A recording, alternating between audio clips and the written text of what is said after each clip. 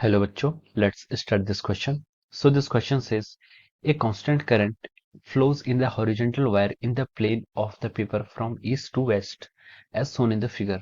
At what point the direction of magnetic field will be from north to south? तो चलिए बच्चों, अब हम इस क्वेश्चन को स्टार्ट करते हैं।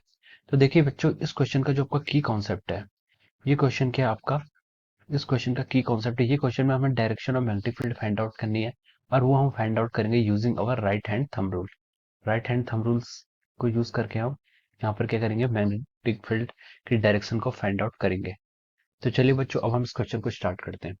तो देखिए, उसमें हमसे क्वेश्चन ने बोला है कि जो करंट फ्लो कर रही है हॉरिजॉन्टल वायर में in the plane of the paper from the east to the west, तो जो डायरेक्शन ऑफ करंट है, ये आपका क्या है, ईस्ट डायरेक्शन है, और ये क्या आपकी वेस्ट डायरेक्शन है, और करंट आपकी इस डायरेक्शन में क्या कर रही है, फ्लो कर रही है। ठीक है, करंट आपकी इस डायरेक्शन में फ्लो कर रही है, ये आपकी क्या वायर है।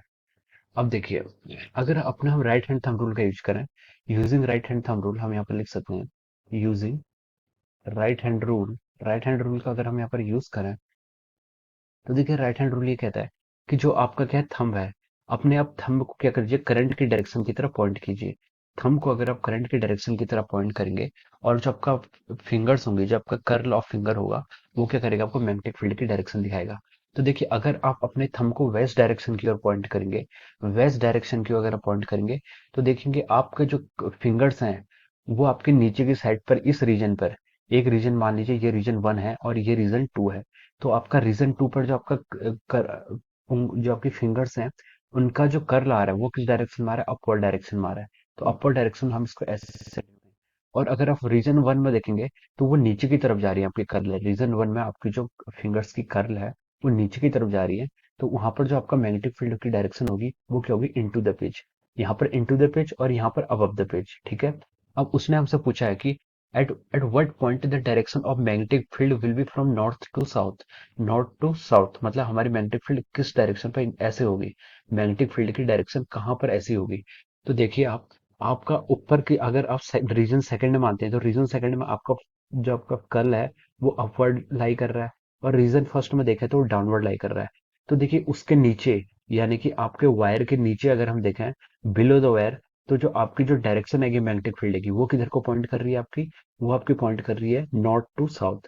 वो आपके कहाँ से कहाँ तक करेगी, नॉर्थ टू साउथ को पॉइंट क्या कर रही है, आपकी जो फिंगर्स हैं, वो नॉर्थ टू साउथ क्या कर रही है, आपकी कर्ल हो रहा है, फिंगर्स में कर्ल नॉर्थ टू साउथ हो रहा है बिलो द वायर। तो हम कह सकते हैं कि बिलो द वायर जो आपका क्या हो रहा है, नॉर्थ टू साउथ डायरेक्शन आएगा। और अगर हम अबव द वायर देखें, तो फिर वो किस डायरेक्शन में आ रहा है, south to north. Above the wire क्या आएगा आपका, साउथ टू नॉर्थ। तो जो ये हमें मिल रहा है, ये कहाँ पर मिल रहा है हमें, below the wire, below the wire. तो चलिए, अब हम इस क्वेश्चन का आंसर लिख सकते हैं। तो उसने पूछा था कि at what point the direction of magnetic field will be from north to south. So the direction of magnetic field will be from north to south below the wire. तो इस क्वेश्चन का जो आपका राइट आंसर होगा, वो क्या होगा आपका, बिलो द वायर।